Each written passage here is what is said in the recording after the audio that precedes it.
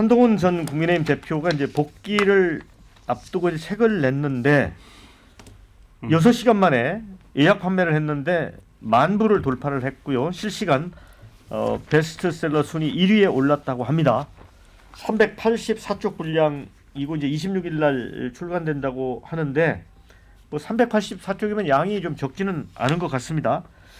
자, 뭐 자란고 출신 대학, 군복무 지역, 주요 정치 이력 다 나와 있는데 정작 21년 검사 이력은 통째로 다 빠졌습니다. 또 생각하면 21년 검사 이력이 한동훈 대표의 인생으로 보면 절반 이상을 차지하는 중요한 것 같은데 다 빠졌습니다. 그런데 이제 그 대중의 관심은 비상계엄 이제 비화와 관련된 것들이라고 합니다.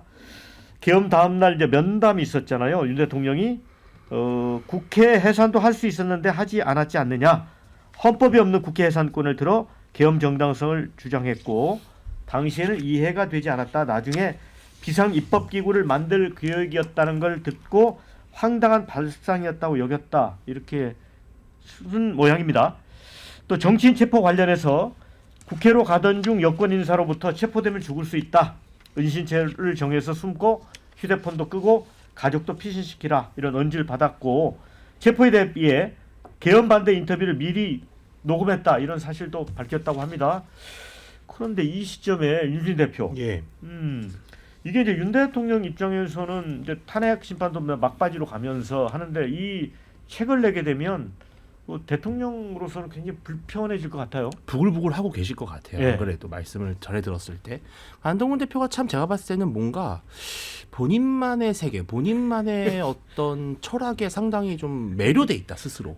그러니까 내가 이런 책을 내서 그 당시 계엄이 얼마나 잘못된 것을 밝혔을 때 다시 보수가 나를 지지할 것이야 라고 하는 이 정치적 계산을 했다면 뭔가 이 세상의 모든 만물이 다 이성에 의해서 움직인다 이렇게 착각을 하시는 것 같아요. 자기만의 매료라고 하면 그러니까 내가 이렇게 하면 다 따라올 것이다. 과거에 본인을 따랐던 보수의 그런 열광과 환호를 아직도 지금 유지되고 있다는 생각을 하시는 것 같고 저는 처음에 책이 나왔을 때 그 속보 딱 떴는데 전 출판사 명을 보고 옆에 기자가 그러더라고요. 네. 여기 출판사 근데 완전 좌쪽인데? 그리고 제가 홈페이지에 들어갔더니 정말 너무나 화려한 야권 인사들의 베스트셀러가 막 넘치는 곳이에요. 근데 제가 옛날에 출판업계에 잠깐 일을 1년 정도 한 적이 있는데 중도 진보를 확장하려는 거겠죠. 한동훈 대표의 책은요. 따놓은 보증수표예요. 1만 부 당연히 10만 부까지 갈 거예요. 그러면 이거는 출판사 입장에서는 너무나 매력적인 아이템이거든요. 냈다 하면은 대박이 나는 책이란 말이죠. 뭐 한동훈 팬덤들이 다 사지 않겠습니까? 근데 왜 출판사를 고를 때 그러면 좀 힘들고 어려운 보수 성향의 출판사도 많거든요. 근데 그런 출판사를 외면하고 이 진보 진영 인사들만 수두룩빽빽한 그런 출판사를 골라서 냈다라는 게 여기서 저는 한동훈 대표의 정무적 감각이라고 하는 것이 이 정도였는가 상당히 좀 실망스러웠습니다. 근데 저는 출판사는 그렇게 큰 문제는 안 된다고 보여요. 물론 그 말씀하신 대로 멜치미디어라는 곳이 그 뭐 지금 야권 인사들이 많이 책을 낸 곳이긴 하지만 그렇다고 보수 진영의 책을 내는 사람이 아예 없는 것도 아니거든요. 옛날에 정의화 국회의장도 거기서 네, 그래서 오히려 이제 그런 컨셉인 분들도 많이 내셨더라고요. 정치인들에 대한 제가 볼 때 그 출판사 자체가 약간 출판사의 홍보 역량이나 이런 걸 받지 않겠어요? 저는 그렇기 때문에 기존에 좀 그리고 제가 표지나 이런 거 봤는데 저는 괜찮던데. 저는 개인적으로는 좀 괜찮은 일단 표지다. 내용 아직 제가 확인을 못했으니까 내용도 저도 되게 궁금하기도 하고 이 책 내용이 가장 중요하다 생각하거든요. 한동훈 대표가 보수 진영의 어떤 태풍을 몰고 올지 이런 부분에 있어서 중요한데 어쨌든 간에 저는 뭐 윤지진 대표의 비판도 저는 충분히 한동훈 대표가 들어야 된다고는 생각합니다. 지금 과거에 전당대회 때 63%에 대한 득표율만을 가지고 이번 언제 열릴지는 모르겠지만 조기 대선에서의 득표율을 기대한다고 한다면 그건 정말 오판이거든요. 그러니까 지금 아예 제로 베이스에서 시작을 해야 되는데 이제는 한동훈 대표가 근데 보수 진영도 생각을 해봐야 돼요. 그냥 한동훈 대표만을 미워할 것인가? 그러면 이재명 대표에 대해서 어떻게 우리가 보수 진영에서 대항을 할 것인가? 이거에 대해서 생각을 해봐야 되는데 뭐 지금 민주 진보 진영에서 봤을 민주 진보 아니군요. 중도 보수 진영에서 봤을 때는 지금 국민의힘은 4분 5일 돼 있거든요. 예. 지금 굉장히 좋은 지형이에요. 근데 저는 이런 의견도 있고 그냥 공정한 경쟁을 통해서 한동훈 대표가 경선을 통과하는 수밖에 없다. 근데 한동훈 대표가 책을 낸 이유가 더 중요할 거라고 생각합니다. 아마 북콘서트 형식의 어떤 그 지지세를 이어갈 수 있는 이벤트를 열 것인데 거기서 나온 발언들이 계속 근데 문제는 뭐냐? 발언이 계속 이슈가 된다는 거예요. 그 부분은 우리 무시할 수는 없기 때문에 이제 보수 진영, 극우 진영인지 모르겠지만 하여튼 국민의힘 진영에서 그 부분을 어떻게 소화할 것인가가 앞으로 조기 대선에 연결되는 부분이라서 상당히 중요하지 않을까 싶습니다. 근데 이제 책 내용 중에 제가 조금 더 관심이 갔던 부분은 이제 그 북한에 무인기를 보내서 공격을 유도하려고 했다라는 게 있었잖아요. 그래서 이제 민주당에서 이른바 외환 유치죄다. 그래서 그걸 뭐 이제 특검까지 하려고 했었어요. 그런데 이런 의혹에 대해서 미국 측이 문제를 제기한 정황도 이제 책에 상세하게 소개를 한다고 합니다. 그러니까 한동훈 대표가 나름대로 어떤 이제 정보를 취득해서 이걸 쓰는 것 같은데 이제 보수당의 후보가 되겠다고 나서겠다는 거잖아요. 근데 이런 것들을 책에 쓰면 맞나요, 이게? 제가 일단 말씀드리고 싶은 건요. 이게 사실 좀 논평이 팩트에 기반해야 되거든요. 예. 그러니까 지금 한동훈 대표가 당대표에서 물러나고 나서 계속해서 떨어지고 정체되고 있던 당 지지율이 올라간다라는 말씀을 드리고 싶고요. 그러니까 이게 한동훈 대표의 영향력이 결코 긍정적 영향이 있었던 것이 아니다라는 말씀을 일단 드리고요. 이번에 책 나왔던 것을 보면요.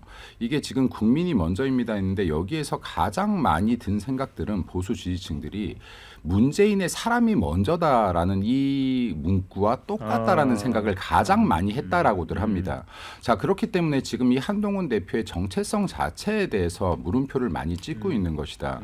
그리고 지금 이 책이 보니까 제가 읽어보지도 않고 사지도 않았습니다만은 이 내용이 아마 이 탄핵 전국에 관계된 어떤 본인이 알고 있는 스토리에 대한 내용일 것 같은데요. 네.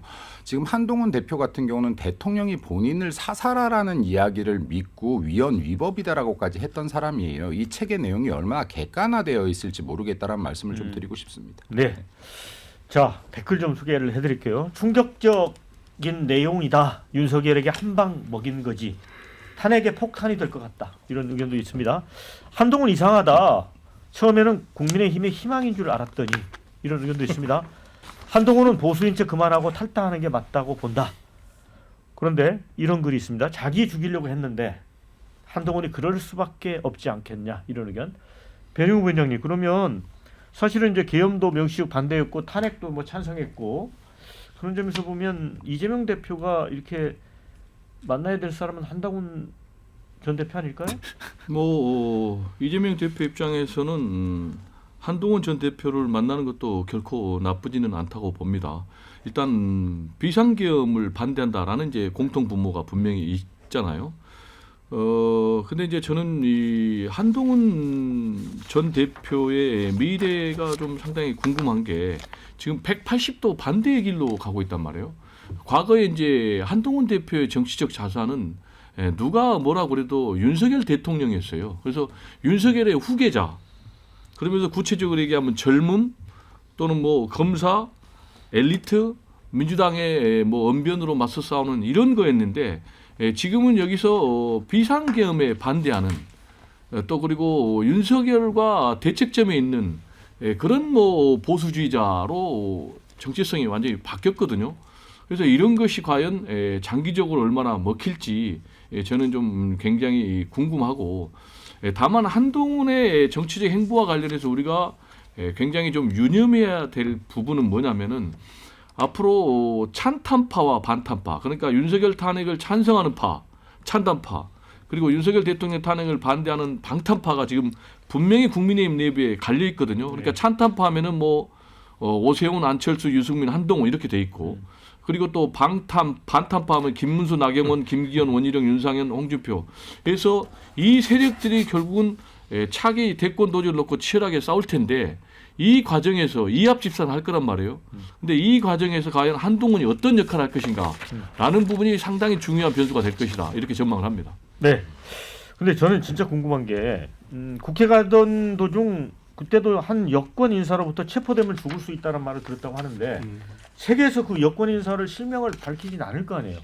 못 밝히죠. 근데 이 여권 인사는 도대체 존재하는 걸까요? 전화를 한다고 아니 그 전화를 받은 사실은 있는 것 같아요.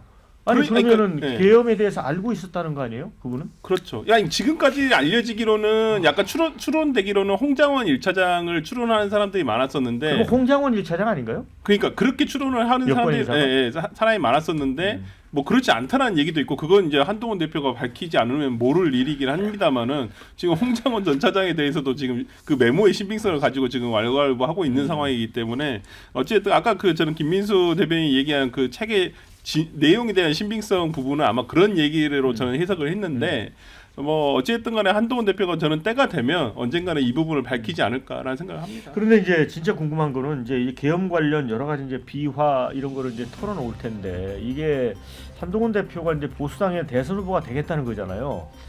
이게 잘 던진 카드인지. 탄핵이 인용되냐 기각되냐 이런 논쟁 구도에서는 한동훈 대표의 이런 책 내용이 뭔가 영향을 미치겠지만 인용이 만약에 된다면요. 한동훈 대표는 불난 집에 기름을 붓는 거죠. 그러니까 아주 저는 적절하지 않고 그러니까 굉장히 용기가 있다고 봐야 되나요? 저는 용기가 있는 것이 아니라 판단력에 문제가 있다고 생각을 합니다. 판단력에 문제가 있다. 판단력에 문제가 자기 있다고 변호 욕심이 너무 강했다라고 봅니다. 자기 변호에 대한 욕심이 너무 강했다. 한동훈 대표 옹호해줄 분은 없나요? 네, 제가 해드릴게요. 일단 한동훈 대표가 그래도 사과를 했거든요. 네, 네. 저는 그런 부분에서는 우리가 좀 진정성을 인정해줘야 되지 않나 싶습니다.